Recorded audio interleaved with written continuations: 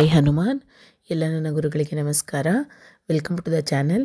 ಇವತ್ತಿನ ವಿಡಿಯೋದಲ್ಲಿ ಪನ್ನೀರ್ ರಸಗುಲ್ಲನ ಹೇಗೆ ಮಾಡೋದು ಅಂತ ತಿಳಿಸ್ಕೊಡ್ತಾ ಇದ್ದೀನಿ. ನೀವು ಸಹ ಟ್ರೈ ಮಾಡಿ, ಇಷ್ಟ ಆದರೆ ಕಮೆಂಟ್ ಮಾಡಿ, ಚಾನಲ್ನ ಸಬ್ಸ್ಕ್ರೈಬ್ ಮಾಡೋದು ಮರಿಬೇಡಿ. ಫಸ್ಟ್ ಟೈಮ್ ನನ್ನ ವೀಡಿಯೋನ ನೋಡ್ತಾ ಇದ್ದರೆ ಬನ್ನಿ ಸ್ಟಾರ್ಟ್ ಮಾಡೋಣ. ನೋಡಿ, ಫಸ್ಟ್ ನಾನಿಲ್ಲಿ 1.5 ಲೀಟ್ರ್ ಹಾಲಾಗೋವಷ್ಟು ನೀರನ್ನ ಕಾಯೋದಕ್ಕೆ ಇಟ್ಕೊಳ್ತಾ ಇದ್ದೀನಿ. ಫಸ್ಟ್ ನಾವಿಲ್ಲಿ ಪನ್ನೀರನ್ನ ಮಾಡ್ಕೊಂಬಿಡೋಣ. ಫ್ರೆಶ್ ಪನ್ನೀರ್ ಇದ್ದರೆ ತುಂಬಾ ರುಚಿಯಾಗಿರುತ್ತೆ ಟೇಸ್ಟ್ ಇದು. ಅದಕ್ಕೆ ನಾನು ಒಂದು ದಪ್ಪದಾದಂಥ ಒಂದು ನಿಂಬೆಹಣ್ಣ ಆ್ಯಡ್ ಮಾಡ್ಕೊಳ್ತಾ ಇದ್ದೀನಿ. ನಿಂಬೆಹಣ್ಣಿಗೆ ಸ್ವಲ್ಪ ಒಂದು 1/4 ಲೋಟ ನೀರಷ್ಟು ಆ್ಯಡ್ ಮಾಡಿಕೊಂಡು ರಸನ ಆ್ಯಡ್ ಮಾಡ್ಕೊಳ್ಳೋದ್ರಿಂದ ಪನ್ನೀರ್ ನಿಮಗೆ ಹುಳಿ ಫ್ಲೇವರ್ ಇರೋದಿಲ್ಲ. ಅದಕ್ಕೋಸ್ಕರ ನೀರನ್ನ ಆ್ಯಡ್ ಮಾಡ್ಕೊಳ್ಳಿ. ನೋಡಿ, ಈಗ ಹಾಲು ಕುದೀತಾ ಇದೆ. ಕುದಿಯೋ ಟೈಮಲ್ಲಿ ನಾನು ನೀರನ್ನ ಹಾಕಿ ಮತ್ತು ನಿಂಬೆಹಣ್ಣು ರಸನ ಹಾಕಿ ಮಿಕ್ಸ್ ಮಾಡಿಟ್ಕೊಂಡಿರೋಂಥ ನೀರನ್ನ ಆ್ಯಡ್ ಮಾಡಿಕೊಂಡು ನೋಡಿ ಪನ್ನೀರ್ ರೆಡಿ ಮಾಡ್ಕೊಳ್ತಾ ಇದ್ದೀನಿ. ನೋಡಿ ಎಷ್ಟು ಚೆನ್ನಾಗಿ ಬರ್ತಾ ಇದೆ ಅಂತ. ಇಷ್ಟೇ, ಪನ್ನೀರ್ ರೆಡಿ ಆಯಿತು. ಇವಾಗ ಇದನ್ನು ಒಂದು ಬಿಳಿ ಬಟ್ಟೆಗೆ ಒಂದು ಬಟ್ಲು ಇಟ್ಕೊಂಡು ಬಟ್ಲ ಮೇಲೆ ಬಿಳಿ ಬಟ್ಟೆ ಹಾಕ್ಕೊಂಡು ಈ ಪನ್ನೀರನ್ನ ಮತ್ತು ನೀರನ್ನ ಸಪ್ರೇಟ್ ಮಾಡ್ಕೊಬೇಕು.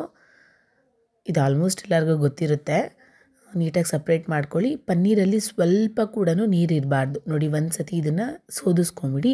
ಇದನ್ನು ಸೋದಿಸ್ಕೊಂಡಿದ್ದಾದಮೇಲೆ ಇನ್ನೊಂದು ಸ್ವಲ್ಪ ಫ್ರೆಶ್ ನೀರನ್ನ ಹಾಕ್ಕೊಂಡು ನೀಟಾಗಿ ಪನ್ನೀರನ್ನ ವಾಶ್ ಮಾಡ್ಕೊಬೇಕು. ಆವಾಗ ಹುಳಿ ಫ್ಲೇವರ್ ಅಲ್ಪ ಸ್ವಲ್ಪ ಇದ್ರೂ ಸಹ ಹೊರಟೋಗ್ಬಿಡುತ್ತೆ.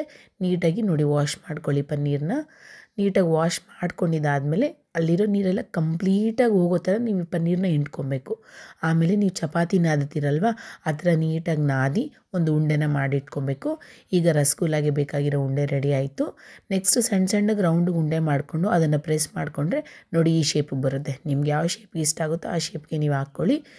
ನೀರು ಹಾಕಿ ನೆಕ್ಸ್ಟ್ ಇದಕ್ಕೆ ಒಂದು ಬಟ್ಲಲ್ಲಿ ನೀರು ಕಾಯೋದಕ್ಕೆ ಇಟ್ಕೊಳ್ಳಿ.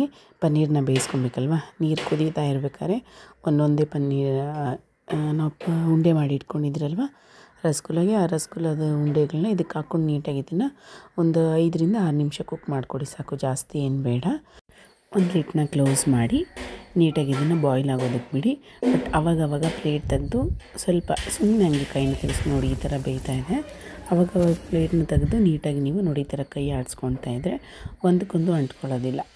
ಇಲ್ಲಾಂದರೆ ನೆಕ್ಸ್ಟ್ ಇದನ್ನು ಒಂದು ಪ್ಲೇಟ್ಗೆ ತೆಗೆದ್ಬಿಟ್ಟು ನೀಟಾಗಿ ಆರೋದಕ್ಕೆ ಇಟ್ಕೊಳ್ಳಿ. ಆರೋದಕ್ಕೆ ಇಟ್ಕೊಂಡ್ರೆ ಅದರಲ್ಲಿರೋ ನೀರಾಂಶ ಎಲ್ಲ ಒಂದು 50% ಡ್ರೈ ಆಗುತ್ತೆ. ನೆಕ್ಸ್ಟ್ ಇದು ಆರೋಷ್ಟರೊಳಗಡೆ ನೋಡಿ, ನಾನಿನ್ನು 1/2 ಲೀಟ್ರ್ ಹಾಲು ತೊಗೊಂಡಿದ್ದೀನಿ. 1/2 ಲೀಟ್ರ್ ಹಾಲಿಗೆ ನಿಮ್ಗೆ ಎಷ್ಟು ಬೇಕೋ ಅಷ್ಟು ಸಕ್ಕರೆನ ನೀವು ಆ್ಯಡ್ ಮಾಡ್ಕೊಬೋದು. ನಿಮ್ಗೆ ಜಾಸ್ತಿ ಬೇಕಂದರೆ ಜಾಸ್ತಿ ಹಾಕ್ಕೊಡಿ, ಇಲ್ಲ ನಿಮ್ಗೆ ಬೆಲ್ಲ ಕೂಡ ನೀವು ಆ್ಯಡ್ ಮಾಡ್ಕೊಬೋದು ಇದಕ್ಕೆ.